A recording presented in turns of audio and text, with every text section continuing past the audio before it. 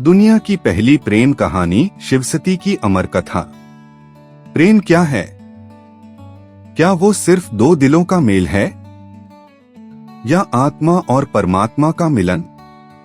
जब हम इतिहास, पुराण और वेदों को देखते हैं तो हमें मिलती है एक ऐसी कहानी जो केवल प्रेम नहीं, त्याग, तपस्या और बलिदान की मिसाल है। ये है शिव और सती की कथा, दुनिया की सबसे पुरानी, सबसे पवित्र प्रेम कहानी। सती का जन्म और शिव से आकर्षण। राजा दक्ष और रानी प्रसूति की कन्या सती। पर ये कोई साधारण कन्या नहीं थी, ये स्वयं आदिशक्ति का अवतार थीं, जिन्होंने शिव को ही अपना जीवन साथी मान लिया था जन्म से पहले ही।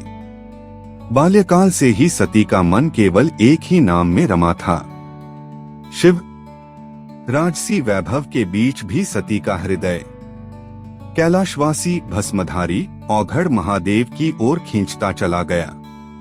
वो छोटी उम्र में ही मंदिरों में ध्यान लगाने लगी थीं, रुद्राष्टक गुनगुनाने लगी थीं, रातों को शिव का ध्यान करती और हर सांस में सिर्फ एक नाम, भोलेनाथ। राजा दक्ष का अहंकार। परंतु उनके पिता राजा दक्ष एक अहंकारी, यज्ञप्रिय और विशुद्ध राजसिक स्वभाव के व्यक्ति थे। वो शिव को एक गरीब, गंदे, भूतों से घिरे योगी के रूप में देखते थे। उन्होंने सती से स्पष्ट कह दिया, शिव, वो तुम्हारे योग्य नहीं। एक योगी तुम्हारा जीवन साथी नहीं हो सकता। लेकिन प्रेम ना समाज देखता है, ना पिता का डर। सती की तपस्या और शिव का स्वीकार। अपने प्रेम को साकार करने के लिए सती ने पिता के महल को छोड़ दिया, वन में चली गईं। वहां उन्होंने वर्षों तक कठोर तपस्या की। धूप, वर्षा, बर्फ सब सहा। कई दिन बिना अन्न, बिना जल, केवल शिव का ध्यान, केवल शिव का नाम। देवता भी सती की भक्ति से अचंभित थे। आखिरकार शिव ने अपनी आंखें खोली। आकाश गूंज उठा, सती, तुम्हारी भक्ति ने मुझे जीत लिया। शिव ने विवाह स्वीकार किया। शिवसती का विवाह ब्रह्मांड का सबसे दिव्य मिलन। कैलाश पर नहीं बल्कि स्वर्ग में हुआ ये विवाह। देवता, गंधर्व, अप्सराएं सभी उपस्थित थे। वेदों का उच्चारण हुआ, अग्नि साक्षी बनी। शिव जो भूतों के स्वामी थे, अब सती के पति बनकर नृत्य कर रहे थे। सती जो आदिशक्ति थीं, अब अपने प्रभु के साथ पूर्ण हुई। वो प्रेम जो जन्मों से अधूरा था, आज शिव और शक्ति के मिलन से पूर्ण हो गया। कैलाश पर जीवन और प्रेम का रस। कैलाश पर उनका जीवन बिल्कुल अलग था।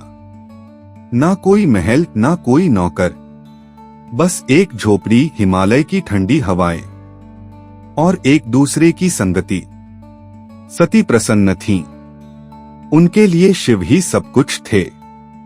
शिव ध्यानमग्न रहते, सती प्रेम से उन्हें सेवा करती। उनका प्रेम शब्दों का मोहताज नहीं था। एक मौन, एक दृष्टि सब कुछ कह जाती थी। राजा दक्ष का यज्ञ और शिव का अपमान।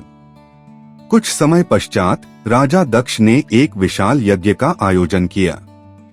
उन्होंने ब्रह्मा, विष्णु, इंद्र सभी देवों को आमंत्रित किया, पर शिव को आमंत्रित नहीं किया। सती को जब यह ज्ञात हुआ तो उनका हृदय व्यथित हुआ। उन्होंने शिव से कहा, स्वामी, मैं यज्ञ में जाना चाहती हूं। शिव बोले, जहां आमंत्रण नहीं वहां सम्मान भी नहीं।